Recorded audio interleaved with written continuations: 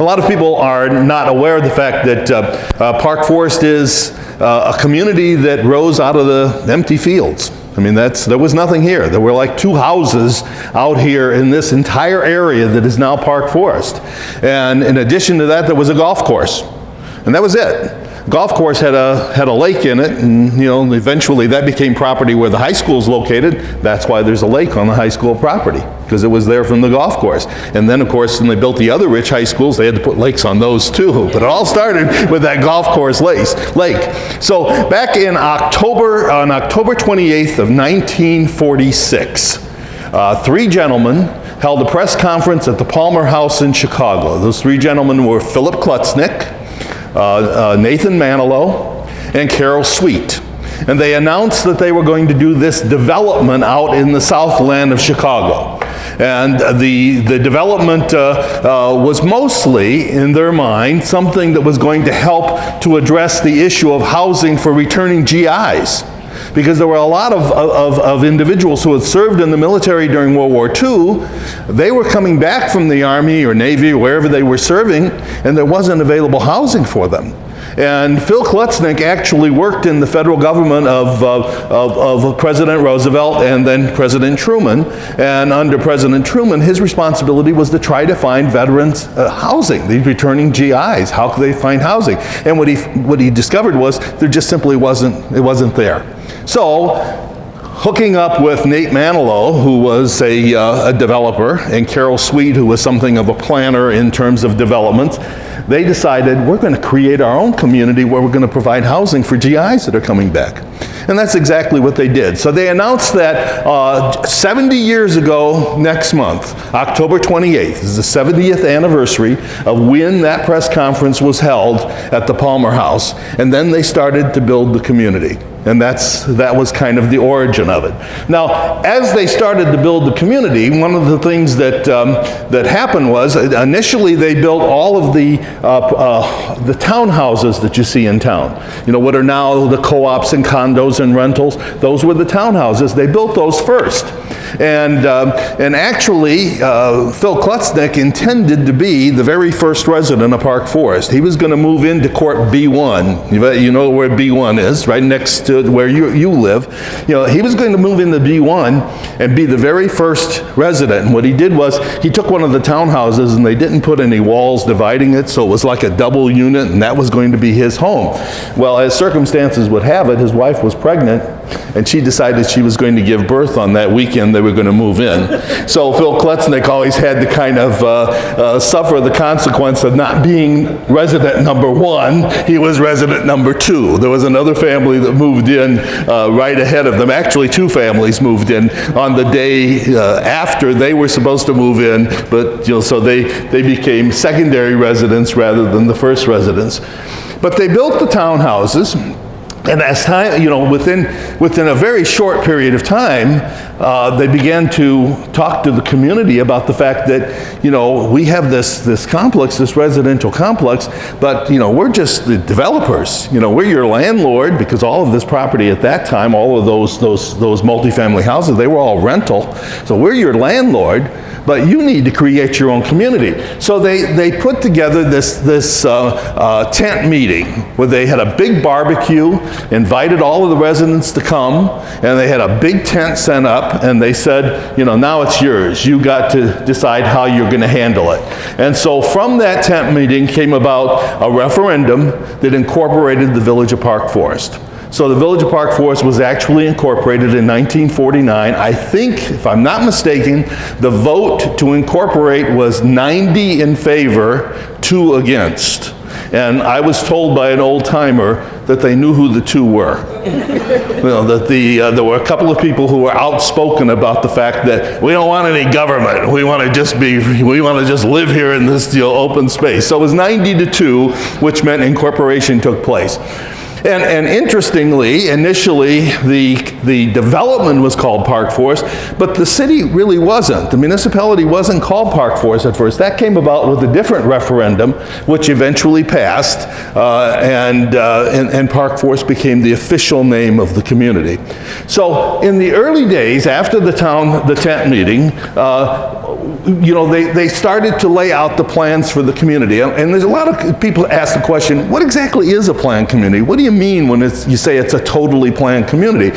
Well, totally planned in the sense that there was nothing here before, but in addition to that, they put certain concepts into place that they felt were very important. You look at that picture, and if you live in Park Forest, you know this will be the case. There are virtually no streets that are perpendicular, okay? I mean, there's Route 30, there's Western Avenue, and there's Central Park Avenue over on the far side, but everything else has got a curve to it someplace or another. And they did that specifically so that the community would be pedestrian friendly, child friendly. It would be a community where you could walk to a park without having to cross a major street. They were very conscientious about that. They located the schools in places where children could walk to them, easily access them, or ride their bicycles to them. So it was totally planned in the sense that they wanted everything to be as conducive as possible to quality of life in the community. It's also planned in the sense that if you go around town and you live on various streets, you probably know, depending upon where you live, if you live in the co-ops, mostly they're named after trees. Cedar or dogwood or birch, or that's what they're named, except for some of the streets where the condos are, and they're all named after Medal of Honor winners in the state of Illinois. For example, Choate Road over on the far side. Anybody know who Clyde Choate was? Clyde Choate was a famous state legislator for years and years and years. Anybody ever hear of Paul Powell, who was our Secretary of State and had kind of a little bit of a bad history for hiding money in shoeboxes and closets of his hotel room?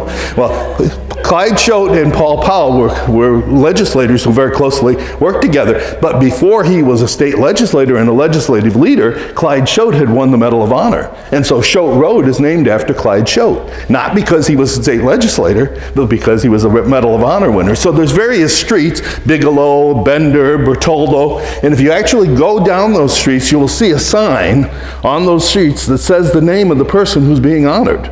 Who the Medal of Honor winner was that street is being named after. But if you go up in the north end of town, what is it? It's all about Lincoln. Okay, I mean, it's going to be Rutledge or Indiana, because that's where Lincoln was born, he's actually born in Kentucky. He lived as a child in Indiana, but there's also a Kentucky street, and there's, the various streets up in that area are named after people who were connected with Lincoln, Civil War generals or something of that sort. You move over into the western side, and all of the streets begin with W. That's Willow and Winnebago. I mean, they're all W streets over there. And you move south of Sauk Trail, what do you have?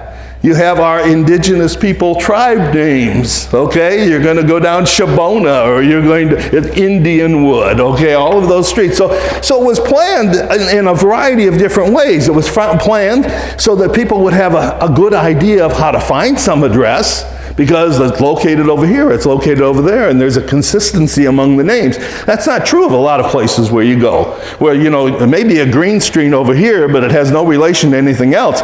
Where is our Green Street located? Our Green Street is located next to Gold Street, which is next to Rich Street, because it's Rich High School and their colors are green and gold, okay? So that's a planned community. It's a community where everything is put in shape with the idea of benefiting the people who live there. Now, planned communities were popping up all around the country, the most famous of which were the Levitt towns. In fact, the very first suburban community was established in New York and Long Island, the first Levitt town. And they were kind of like suburban communities, and there was a lot of attention given to those planned communities. Park Forest is unique in the sense that the way it was planned was a little different. First of all, it was planned truly to accommodate GI needs. That was something that the others did kind of by accident, but that was part of the planning here.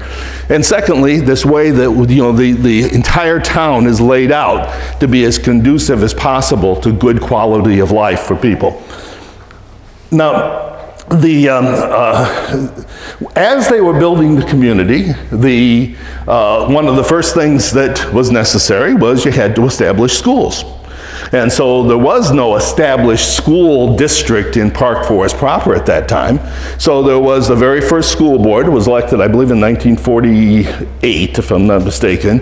And or maybe it was early 49. It's early 49 that the school board was elected, and they built the very first school in town, which was Dogwood School. Unfortunately, a few years ago, some kids set Dogwood School on fire, and so we don't have it anymore as a school. But it was the first one established. And then after that, the need was established for a high school. And that's what Rich High School looked like when it was first built. And that was Rich Township High School. It was the only high school in the township. So it's the flagship school of the Rich Township district. Later that district expanded to Rich Central and Olympia Fields, and Rich South and Richton Park, but the very first one was our Rich High School, and now it's called Rich East High School. Back then it was called Rich Township High School. And incidentally, eventually the village won a couple of All-America awards, All-America City awards. The first All-America City award that the village won was because of the combined community effort to build Rich Township High School.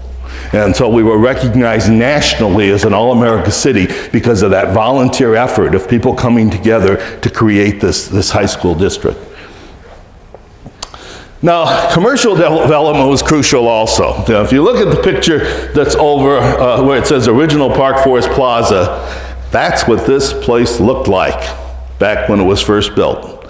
There were no streets going through. The original plaza was an enclosed plaza. It was not, it was external in terms of how you operated, but it was all all connected with just walkways around it. There was a Marshall Field building over here. There was a Goldblatt's building over there. There was a Sears Roebuck building over here. And in between were all of these shops that you could walk from one shop to another, to another, to another. And an open air mall, those were just becoming popular at that time. The folks in Chicago Heights, they always say, you killed our downtown area because you built that open air mall over there where everybody flocked to buy goods, etc. And it was true. It was it was that kind of thing that happens sometimes. When there's something new, people want to go to what's new. And so they rushed over here and they took advantage of it. As time went on, pretty soon Lincoln Mall was built. People left Park Forest and went to Lincoln Mall. Of course, now what do we see? People have left Lincoln Mall to go to Orland Mall, etc. It keeps moving, That's what happens, unfortunately, with commerce many times. So several years ago, the village board decided that, it didn't do us any good to just have a bunch of empty buildings. And so we reconverted the old mall to a downtown area.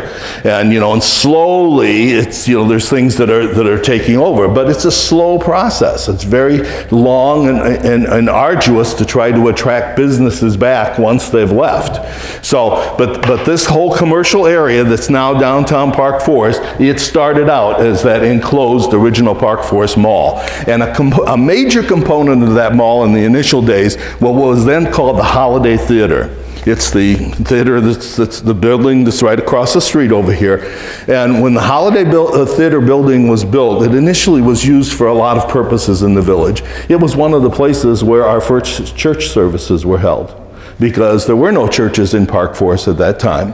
So we became a community of churches kind of by a gradual evolutionary process. There was a Catholic church established, St. Irenaeus, which is over here across the street. There was a Lutheran church established. But most of the folks who lived in the community were Protestants who were looking for something that was kind of non-denominational. And so there was a chaplain from the Chicago Churches Federation who was asked to come out here and to talk to all the residents and to talk to them about what kind of churches do you want in your community. And they came up with this concept of United Protestantism. Okay, and what United Protestantism is, it's like non-denominational. You know, there may be, the minister may be Methodist, as, you know, we generally find at Grace United Protestant Church, or they may be Baptist, as we generally have found at Calvary, I believe, or we may, you know, they may be some other, you know, Presbyterian or whatever that, you know, like we find at Faith United Protestant. But the United Protestant churches were established, and there were initially like 4 of them. There was Faith United Protestant Church, was kind of the flagship United Protestant church in town. Grace, which is over near Somonauk Park, is it Somonauk Park? Did it spell? Yeah, that's right, yeah. And Calvary, which is up on Route 30. And there was another one at one time that was called St. Paul Good Shepherd. It's now a Church of Nazarene over here on the corner, you know, but originally it was the United Protestant Church. And so people came to those United Protestant churches regardless of what their denomination was, if they were Protestant. With the exception of the Lutherans and the exception of the Episcopalians, they had their own churches, Holy Family Episcopal Church, you know, Trinity Lutheran. At one time we had another Lutheran church down on Indianwood that's closed now. And of course there was the 2 Catholic churches, one in Cook County and one in Will County, St. Mary's in Will and St. Irenaeus in Cook. But most of the members of the community actually worshiped at these non-denominational churches. And initially they worshiped in the movie building, in the movie theater, because that became the very first church hall for the United Protestant Church. Now, housing, I mentioned about the co-ops, the multifamily areas that are now mostly cooperatives and condos and rental property. They were the first homes that were built, and it was a gradual process. After building those multifamily homes, what the developers did was they started to look for small single-family homes to be built. And they built most of those south of the downtown, along Apple and, you know, those streets, then across Sauk Trail, where you get down into all the indigenous tribal names. And they built all of those single-family homes in those areas, and they were mostly, at that point, they were slab houses. Now, why were there all slab houses? Because the soil under this community is not very stable. It's not a real stable. There's a lot of peat that is in the soil throughout the area of this park forest. Initially, when they built the multifamily areas, they put basements in them, and they actually there are some places where the basements actually sunk. They had to pour a second basement because the soil was not stable enough to hold it. So as they started to move south the Sauk Trail and they were doing soil samples, etc., they made a determination that we really can't risk having some kind of a basement in those areas. So all of those became slab houses, and you know, and they're mostly 2-bedroom homes. As time went on, many of the people who lived in those homes, they added on. There's some real creative additions that if you go down Sauk Trail, there's one where you can actually see it climbing into the trees. There's like 2 or 3 levels that were put in by the residents who lived there, because they were all pretty much the same initially, and then people would add on and do different things. When the developers then moved to the north end of town, to what is now the Lincolnwood area, East and West Lincolnwood, then they started to expand to where they did, you know, bi-levels and tri-levels. They also did that over in the W streets, you know, in that area and around behind Rich High School. Those became areas where there was a little bit more of a creative design in terms of how they put the houses together, where they, you know, and then finally the final phase was to do the houses that were, you know, custom built by design. And if you go into Thorn Creek Estates, you know, there's custom built homes. There's some down along at the kind of the base of where Blackhawk Drive comes down and intersects with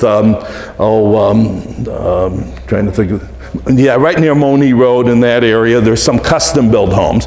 But so the homes were all built in these waves, and as they built them, the design accommodated the wave that they were doing at that particular time, until we got to the point of where we have the kind of variety in the community that we see today. There's a, when we talk about the community, Tom mentioned the fact that this is a picture of the display at the Smithsonian, one of the various elements that's there. This kind of shows a park forest as, the kind of ultimate suburban community. And then, of course, there's a component of that display that talks about what Barbara's going to talk about in a little bit, which is how we became an integrated community and what our history has been in terms of being an integrated community. But, there aren't very many communities that can say, we're only established, the idea didn't even pop up until 70 years ago, but in those 70 years, we twice have been an All-America City, we twice have been a finalist for the All-America City Award besides that, and we have a place in the Smithsonian Institution. Okay. Go around the other communities and ask them if they can match that. They can't match that. Yeah? I had a question about the previous slide about the housing and stuff like that. Yes. What about the area like behind Algonquin, what is now Eastgate, or it used to be called that? The Eastgate area was built, when it was built, there's various theories that were done there, and we're not quite sure how much of that is totally accurate. Some of the early folks who lived in the neighborhood indicate that they were told at the time that housing was constructed a little different from the rest of the housing. For example, when you get into much of Eastgate, there's no brick construction at all. It's all frame construction, whereas you go just about every place else in town, there's brick construction. And that part of that was done because there was supposed to be, there was talk of a connecting highway that would come through part of that area. And so the expectation was that housing would not necessarily last for a prolonged period. I'm not quite sure how much of that is apocryphal and how much of it is accurate, but it does seem that the developers did not take as much care in terms of their construction techniques in that housing as they did in some of the other areas. There's also some places over along Central Park Avenue where there's a similarity in terms of some of that. They're larger homes for the most part, but the construction is a little different in many of them. And so I'm not sure whether that, there was a period of time when built-in obsolescence was really a common theory among a lot of people who did developments, et cetera, where they had the expectation that it wasn't going to last for 20 years, for 30 years, 40 years. So we're not quite sure how accurate that is, but that was part of, that development came about as kind of a component of after the South of Sauk Trail, after the initial homes over in the west, et cetera, that was kind of incorporated at that same time. Like making highway, like that would be like what is now 26th Street, like going down towards South Chicago Heights. Yeah, yeah, it's right along that area there. Yeah. Okay. So next one. Yeah. So, Park Forest has a unique history. There's a lot of things in the community that's very unique. Some of them are unique because we planned them, and some are unique by accident. Among the planned things, we are one of the first communities to have a farmer's market. And we're still going strong with the farmer's market. Would you say, Tom, 70 years or some? How many years for the farmer's market? I think it's the 44th year. 44th year. That's, other places have popped up with farmers markets after that, but we were one of the originators of the whole concept. We also have an incredibly great Wetlands Project out here that draws school children, buses of school children coming out to go through it. The Audubon Society has identified, hundreds of different types of birds. We even had a hawk family that was living there for a while in a tree. And it also draws a lot of visitors who want to just see the natural setting. The Rotary Club, along with some community volunteers, built a very nice walkway out into the center of it. The Wetlands Project was done in cooperation with the Army Corps of Engineers. So it's kind of a unique thing in Park Forest. Now, part of the reason we have the Wetlands Project is because that's land that you really can't build on. There's another one of those apocryphal stories that the old timers used to tell, that when the town was being built, the developers had parked a bulldozer out there in the middle of what is now Central Park, and they left it overnight. and came back in the morning and couldn't find the bulldozer because it had sunk into the peat bog. Now, I don't know how true that story is, but there were a lot of the old timers, right, Barbara, they used to say that that was a true story. So, you know, we just have to kind of imagine that maybe it was, maybe it wasn't. But the Wetlands Project really is kind of unique. It's attracted a lot of attention to our community because it's something that, you know, it's a natural setting where we've taken advantage of all of the kind of indigenous plantings and things of that sort to create a spot that, you know, kind of gives, especially school children, the opportunity to kind of, you know, get back to nature. Then, you know, we just recently, over the course of, we've always been a community that has been environmentally sound. Years ago, we had an Environment Conservation Commission that talked the village board into banning detergents that had phosphates in them. You know, now you don't find phosphates in any detergents, but back then, that was really unique to tell at that time there was a Jewel grocery store in town, and to tell them, you can't sell these soap products that have phosphates in them. But that was kind of that environmental concern that the community had. Well, all of this peaked just a couple of years ago when we were given the distinction of being a star community. Star community, there's only about 50 communities in the United States that have gained the star community status. So that gives us a real unique, that's just one of several unique things about the village. Then the last thing, you can't see it very well, but it's a copy of the Star newspaper from 2003, as I recall, when a meteor hit the city. So, you know, it had been traveling for, you know, like hundreds of thousands of years. My wife was watching television when she heard this bang and big flash of light out. We have a kind of a large picture window outside of our TV room, and couldn't figure out what it was. Well, the next morning, of course, you know, part of the meteor actually struck the police station. So it's another one of those kinds of unique things. If you go to the Museum of Science and Industry in Chicago, you will see a display that has the Park Forest meteor in it. It is actually pieces of the meteor that hit our town. So, as I say, some things give us notoriety by accident, some things because we planned them that way. And so this leads me up to where I'm going to turn the microphone over to Barbara, because this is the most unique aspect of our community and the part that we're most proud of. You know, a lot of communities in the late 1950s, mid-1950s, they were really fighting integration. They didn't want to see any movement into their community. Through the efforts of some folks who belong to the Unitarian Church, which is still here in Park Forest, they actually invited an African-American family to move into the community. It was on Christmas Eve, 1959. The Wilson family moved in. There was, there was a lot of concern to make sure that the residents reacted properly. The then village president, mayor, his name was Bob Dinnerstein. He and the then chief of police went door to door to every house in the community and said, "We will not tolerate any problems." And there weren't any problems. There were some people who were not comfortable with it, and but the community itself embraced integration in a voluntary fashion. As time progressed, a lot of that had to be built on one thing on top of another, and that's much of what Barbara will talk about. But that gives Park Forest a little bit of a unique status. The other thing that gives Park Forest a little bit of a unique status, I'm asked by people all the time, how can you be elected as mayor of Park Forest when Park Forest is almost 70% African American and you're a white guy? And what I say to them is, that's because when Park Forest was 70% white, we had an African American mayor.